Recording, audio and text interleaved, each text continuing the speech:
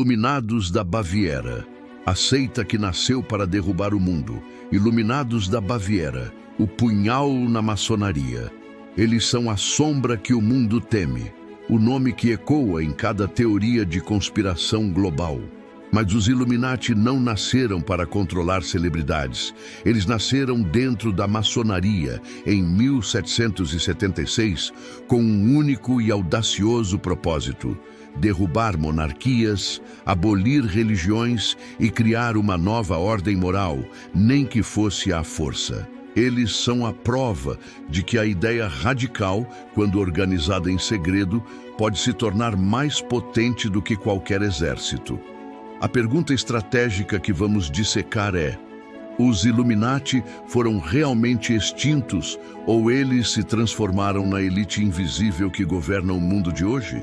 Bem-vindos, buscadores da verdade, ao Obscura Informação. Hoje vamos dissecar os Iluminados da Baviera, sua origem estratégica como uma seita dentro da maçonaria, seu método de infiltração e o verdadeiro plano que fez o poder europeu tremer. O ano era 1776. A maçonaria estava no auge de sua influência, espalhando os ideais de tolerância e razão. Mas para alguns, o ritmo era glacial. O fundador dos Illuminati, Adam Weishaupt, um professor de direito canônico na Universidade de Ingolstadt, Baviera, era um ex-jesuíta desiludido e um maçom insatisfeito com a lentidão dos métodos maçônicos. Ele via a maçonaria como muito focada em rituais e misticismo e pouco em ação política radical. Weishaupt não estava interessado em lapidar a pedra bruta, o indivíduo, mas em reorganizar a sociedade rapidamente. Em 1º de maio de 1776, ele fundou a Ordem dos Perfeitos, mais tarde conhecida como Illuminati, ou os Iluminados. Este é o ponto de precisão técnica e estratégica da Ordem. Ela foi criada como um veículo de engenharia social concebido para a subversão do poder.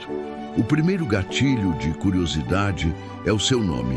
Illuminati sugere a possessão de uma luz superior ao iluminismo comum. Weishaupt acreditava que o homem podia se aperfeiçoar e se autogovernar, libertando-se de qualquer autoridade externa, seja igreja ou Estado. A estratégia de infiltração e o recrutamento clandestino.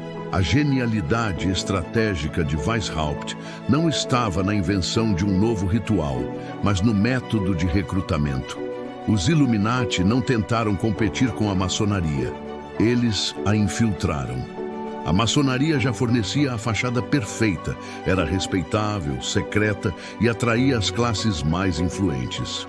O plano era simples: recrutar maçons de alto status e usá-los para subir nos graus maçônicos, garantindo assim que a agenda radical dos Illuminati pudesse influenciar as decisões das lojas. Os recrutas eram instruídos a jamais revelar sua filiação aos Illuminati, operando como um núcleo de dissidência clandestina. O sistema de graus dos Illuminati era baseado na progressão gradual e na compartimentalização total do conhecimento. O iniciado começava nos graus de noviço e minerval, onde era atraído por promessas de aperfeiçoamento moral e acesso a livros proibidos.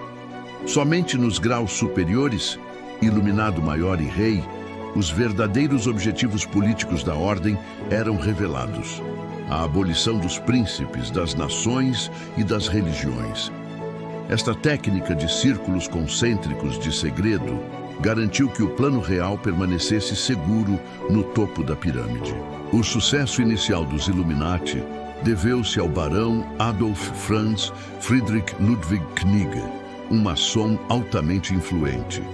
Knigge, o arquiteto da rede, simplificou os rituais e recrutou centenas de homens de alto escalão. Sob Knigge, a ordem saltou para mais de 2.000 membros, estendendo-se por toda a Europa. Os Illuminati se tornaram a seita mais temida não por causa de rituais, mas porque eles colocaram agentes ativos nas posições-chave dos governos e das universidades. Eles eram o punhal da maçonaria. Vigilância e disciplina interna. O rigor técnico da ordem é o que a diferenciava. A entrada e a ascensão não eram apenas sobre reputação. Documentos confiscados revelam que os candidatos precisavam ter riquezas ou influência estratégica e eram submetidos a uma vigilância intensa. Os noviços eram obrigados a listar todos os livros que possuíam, enumerar seus próprios pontos fracos e, de forma mais insidiosa, listar os nomes de seus inimigos e o de pessoas que poderiam ser recrutadas. A ordem exigia relatórios detalhados sobre a vida social e os hábitos de cada membro, garantindo que a lealdade ao grupo suplantasse a família e o Estado. Essa disciplina de vigilância mútua e submissão total criava um corpo de elite ideologicamente purificado, pronto para sacrificar os interesses pessoais pela grande obra da ordem, o nascimento do mito global e a desculpa universal. A ascensão meteórica dos Illuminati foi igualada apenas pela velocidade da sua queda. O motor da ordem implodiu devido a conflito interno entre Weishaupt e Knig. Weishaupt defendia o totalitarismo moral guiado por superiores desconhecidos, enquanto Knig queria o liberalismo político imediato.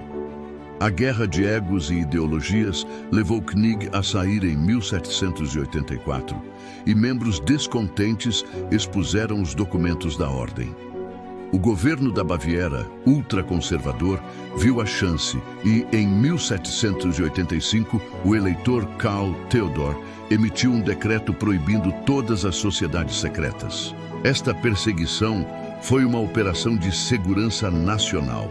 Documentos secretos foram confiscados e publicados, revelando o plano de abolição de monarquia, propriedade e religião. O Estado, ao tentar desacreditar a ordem, acabou por eternizar o seu mito. Ao expor o plano de engenharia social radical, plantou a semente para a lenda de que os Illuminati eram os verdadeiros manipuladores. O grande responsável pela transformação em mito global foi o abade jesuíta Augustin Barruel.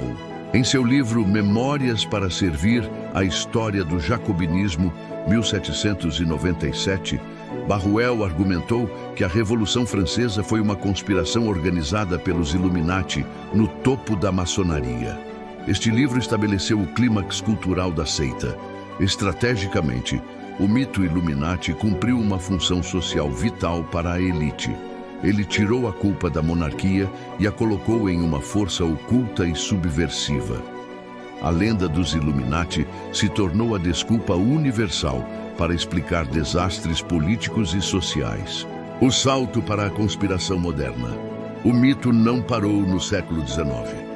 No século XX, o pânico anticomunista e a ascensão de novas mídias revigoraram a lenda.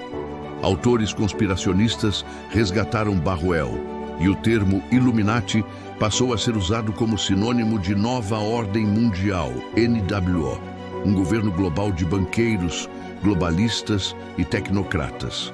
O verdadeiro gatilho de curiosidade moderna é a migração do mito para a cultura pop. A trilogia Illuminatus, de Robert Anton Wilson, os best-sellers de Dan Brown e o mais recente, a suposta presença de símbolos Illuminati em videoclipes de artistas pop de alto perfil. Essa conexão, embora ridícula para historiadores, é estrategicamente poderosa. Ela transforma o medo de um controle político abstrato em uma ameaça cultural visível e imediata, garantindo que o nome Illuminati seja o código universal para a manipulação da elite. A lenda sobrevive porque ela é a metáfora perfeita para o nosso medo de não estarmos no controle de nossas próprias vidas. A reflexão final é que o mito dos Illuminati sobrevive hoje não porque a ordem de Weishaupt persistiu, mas porque a função que ela representa é eterna, a nossa necessidade humana de encontrar uma única e poderosa explicação para o caos do mundo. Os Illuminati são a nossa metáfora para a elite invisível, o nosso lembrete de que a ideia radical pode ser banida, mas nunca realmente morre. Ela apenas se transforma em uma sombra mais poderosa, persistindo no inconsciente coletivo, como o arquiteto supremo da nova ordem mundial. Se você valoriza este nível de análise técnica e estratégica, precisa fazer parte da nossa irmandade. Deixe o seu like, clique no botão de inscrever-se, junte-se ao Obscura Informação. No próximo capítulo, investigaremos a força que controlou o dinheiro e a guerra por séculos, os Cavaleiros Templários. O ciclo do segredo continua.